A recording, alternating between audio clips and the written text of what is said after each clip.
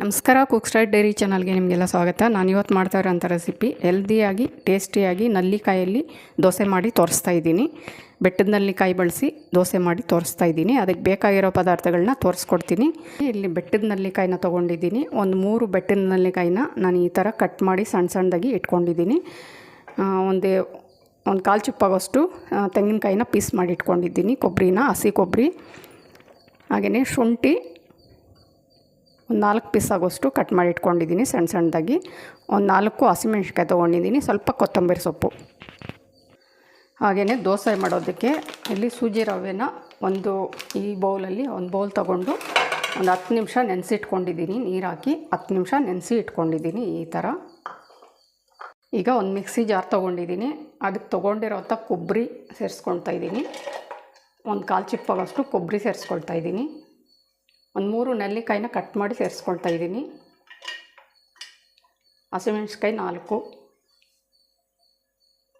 ಶುಂಠಿ, ಹಾಗೆಯೇ ಸ್ವಲ್ಪ ಕೊತ್ತಂಬರಿ ಸೊಪ್ಪು. ಈ ಸ್ವಲ್ಪ ನೀರು ಸೇರಿಸ್ಕೊಂಡು ರುಬ್ಕೊಳ್ತೀನಿ.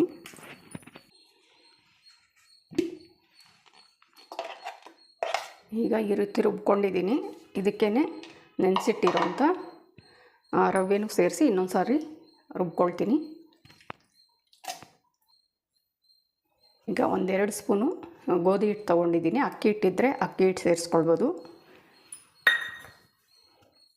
ಲಾಸ್ಟಲ್ಲಿ ರುಬ್ಕೊಳ್ಬೇಕು. ಕೊತ್ತಂಬರಿ ಸೊಪ್ಪನ್ನ ಸೇರಿಸ್ಕೊಳ್ತಾ ಇದ್ದೀನಿ. ಈಗ ಸ್ವಲ್ಪ ನೀರು ಸೇರಿಸ್ಕೊಂಡು ದೋಸೆ ಹಿಟ್ಟನ್ನ ಅದಕ್ಕೆ ರುಬ್ಕೊಳ್ಬೇಕು.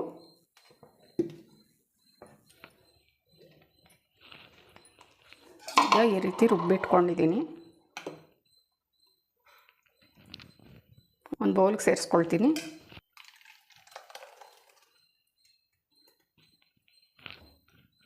ಈಗ ಸ್ವಲ್ಪ ಉಪ್ಪು ಸೇರಿಸ್ಕೊಳ್ತೀನಿ.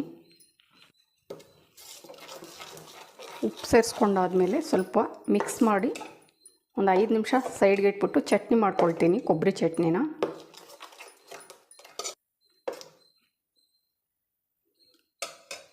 ಈಗ ಸಣ್ಣದೊಂದು ಜಾರ್ ತೊಗೊಂಡಿದ್ದೀನಿ. ಚಟ್ನಿ ಮಾಡ್ಕೊಳ್ಳೋದಕ್ಕೆ ಕೊಬ್ಬರಿ ಚಟ್ನಿ ಮಾಡ್ಕೊಳ್ತಾ ಇದ್ದೀನಿ. ಕೊಬ್ಬರಿ ಸೇರಿಸ್ಕೊಳ್ತಾ ಇದ್ದೀನಿ. ಒಂದು ಕಾಲು ಚಿಪ್ಪಾಗೋಷ್ಟು ಪೀಸ್ನ ಕಟ್ ಮಾಡಿ ಸೇರಿಸ್ತಾ ಇದ್ದೀನಿ, ಕೊಬ್ಬರಿ ಪೀಸ್ನ. ಹಾಗೆಯೇ ನಲ್ಲಿಕಾಯಿ, ಒಂದು ನಲ್ಲಿಕಾಯಿನ ಕಟ್ ಮಾಡಿ ಸೇರಿಸ್ತಾ ಇದ್ದೀನಿ. ಹುಣಸೆಹಣ್ಣು ಸೇರಿಸ್ತಾ ಇಲ್ಲ. ಒಂದು 5 ಎಸಳು ಬೆಳ್ಳುಳ್ಳಿನ ಬಿಡಿಸಿ ಸೇರಿಸ್ಕೊಳ್ತಾ ಇದ್ದೀನಿ. ಹಾಗೆಯೇ ಸ್ವಲ್ಪ ಶುಂಠಿ ಸೇರಿಸ್ಕೊಳ್ತಾ ಇದ್ದೀನಿ. 3 ಹಸಿಮೆಣ್ಸಿನ್ಕಾಯಿ ಸೇರಿಸ್ಕೊಳ್ತಾ ಇದ್ದೀನಿ. ಸ್ವಲ್ಪ ಕರಿಬೇವಿನ ಸೊಪ್ಪು, ಸ್ವಲ್ಪ ಕೊತ್ತಂಬರಿ ಸೊಪ್ಪು, ಸ್ವಲ್ಪ ಕಲ್ಲುಪ್ಪು, ಸ್ವಲ್ಪ ನೀರು ಸೇರಿಸ್ಕೊಂಡು ರುಬ್ಕೊಂಡು ಬರ್ತೀನಿ. ಈಗ ಚಟ್ನಿ ರೆಡಿ ಆಗಿದೆ. ಈ ಥರ ರುಬ್ಕೊಂಡಿದ್ದೀನಿ. ಕೊಬ್ಬರಿ ಚಟ್ನಿ ತುಂಬ ಟೇಸ್ಟಿಯಾಗಿರುತ್ತೆ ಈ ದೋಸೆಗೆ. ಈಗ ಸ್ಟವ್ ಹಚ್ಚಿ 1 ಇಂಚ್ ಇಟ್ಕೊಂಡಿದ್ದೀನಿ ದೋಸೆ ಮಾಡೋದಕ್ಕೆ. ಈರುಳ್ಳಿಯಿಂದ ಸ್ವಲ್ಪ ಎಣ್ಣೆ ಹಚ್ಕೊಳ್ತೀನಿ ಇಂಚಿಗೆ. ಈಗ ಚಿಕ್ಕದಾಗಿ ದೋಸೆನ ಹಾಕ್ಕೊಳ್ತೀನಿ.